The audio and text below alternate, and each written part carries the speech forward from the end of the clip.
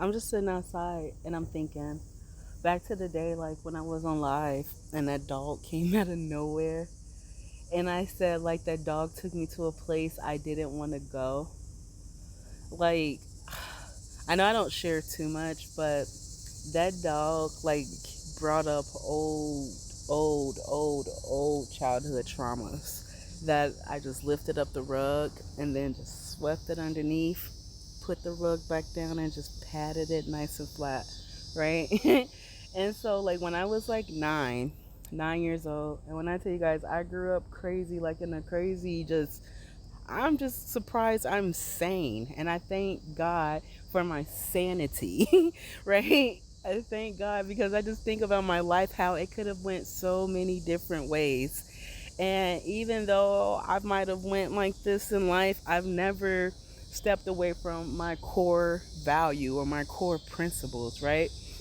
So, but anyways, I was 9 years old. My dad, not right in the head.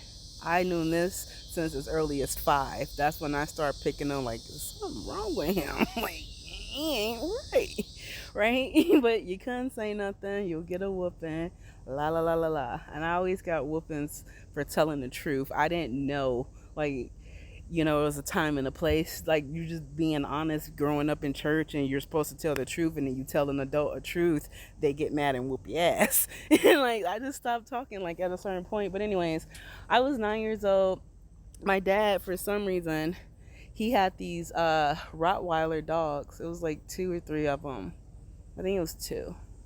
And he locked us in the basement out of nowhere. He took the light bulb out the top of the thing, and these dogs, he used to just feed them nothing but raw meat, like raw hamburger meat and things like that. And they were like kind of vicious. They wasn't like really supposed to be around us. He always kept them in the basement or whatever.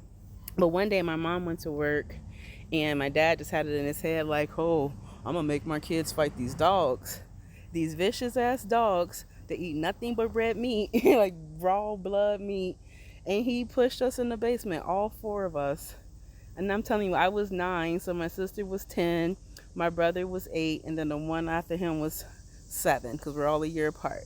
So if I'm 9, so just picture the setting, and we get in this basement, this dog, they're already on the stairs, and like their eyes used to glow red, and they used to just foam white at the mouth. Like every time they open their mouth, it was white foam, and you just see their teeth like, "Argh." And that's how it was every time they looked at us. But my dad still kept these dogs. So the day he pushed us in the basement with these damn dogs, I just remember I had a pair of skates. And anyways, we get pushed in the basement, all four of us, and he closes the door, and the lock wasn't the lock for the basement door was on the outside where he was at. So he literally locked us in the freaking basement and took the light bulb. So we're in this dark setting on these stairs because the dogs are just barking and biting at us. We're screaming and crying, like trying to like bang it on the door, like open the door, dad. Like, what are you doing? Let us out of this basement. And he thinks this shit is funny. He's on the other side laughing, right? Like a freaking pure demon. That's the best way I can describe it, right? So we're all scared, and then out of nowhere, and it's always this is the story of my life. Anytime I feel like my back is pushed against the wall and there's nowhere else to go, this force comes out of me and it is overpowering. And that's what happened. This force came out of me, and I just knew, even though I was the second oldest of us four, that I had to protect my siblings. So I did the first thing I knew to do. These dogs was trying to bite us and attack us. So I grabbed my skate. It was a rollerblade. I grabbed that thing, and I remember it was purple and black, and I just took it and I just started whamming that dog, and I just started going crazy on this dog with my skate to the point where I broke the rollerblade from the actual skate because I started wearing my skates because I didn't want to throw them away yet. So I just started wearing the insole of it because I wanted to get some use out of it because I just got these fucking skates. But anyways, so I started beating the dog, and I'd tell my siblings to go run because there was rooms in the basement, and we ran into a bathroom down there, and we all huddled up like we didn't know how long we was finna be down there. And like parts of it, I don't even remember me leaving from the stairs to the bathroom. It's like a lot of it I blocked out. I didn't have any bites. I had scratches and stuff, but I didn't have like any actual bites. But I went crazy on that dog because at the same time, in my head, I'm like, I gotta protect my siblings. And at this point, it's you or me, and it ain't finna be us. It's not finna be us. We just gotta survive until my mom get home from work. La la la la la la la. So we in this bathroom. That was the first time I've ever smoked in my whole entire life, in which I thought I was smoking a cigarette because my dad had all his little pre-rolls in this little tin looking thing, and so he had them all rolled up in there. So that's why we thought they were cigarettes. I ain't getting no fuck what Dare said at school, like say no to drugs. I was stressed out. I was like, forget this. Took it, lit it with some matches, and we all threw it in the toilet. Hit another one, threw it in the toilet. So when my dad finally lets us out the basement, and like I said, I don't know how long we was down there, but he finally comes down there and tells us we could go back upstairs to go in our room. He wasn't mad. Like, he was mad that we smoked his stuff and not even mad. So when I seen this big dog the other day, and I mean, this dog was huge. It was like right up here, like come like above my hip. And then it just looked at me. Then I'm like, of course, I'm not just gonna assume like just because I see a dog, it's on that. But the dog started barking, so I'm like, all right, okay, okay. But then like its eyes went red, and that's what like took me back to when I was 9 years old. And then I only thing I had in my hand that day was a guitar. So I'm out there playing the guitar down there by the tree.